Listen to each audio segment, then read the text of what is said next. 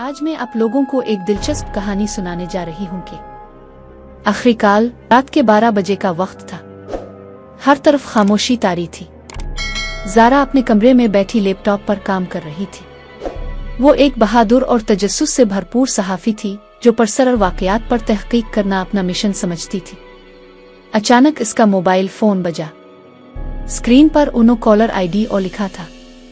ज़ारा ने हैरानी से फ़ोन उठाया और एक सर्द बेजान आवाज़ सुनाई दी, ज़ारा, अगर तुम जिंदा रहना चाहती हो तो इस कॉल के बाद किसी से बात न करना। ज़ारा घबरा गई लेकिन जल्द ही संभल कर हंसी और फ़ोन बंद कर दिया।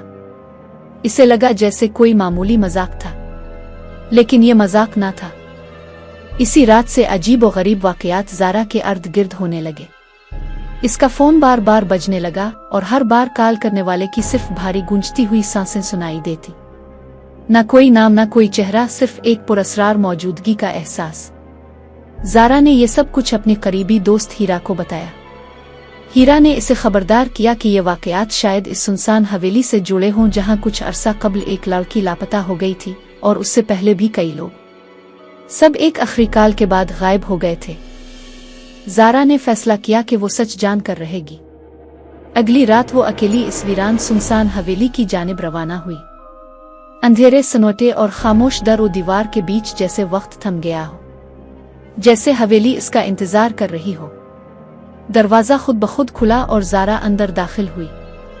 अभी वो 2 कदम ही चली थी कि फ़ोन फिर बजा।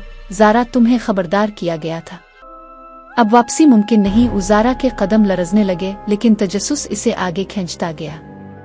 अंदर एक पुरानी मेज पर इसे एक गर्द आलूद डायरी मिली। इसने डायरी खोली और पढ़ना शुरू किया।